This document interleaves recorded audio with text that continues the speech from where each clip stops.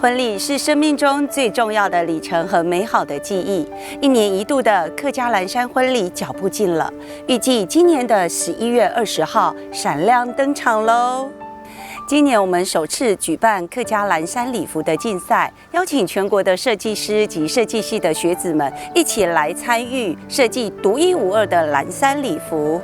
同时，也让新人穿上它，在新客家文化园区这片美丽的雨豆树下，进行彩戒迎亲、上灯、食新娘茶，还有插头花等这些婚礼仪式，完成人生最浪漫的终身大事。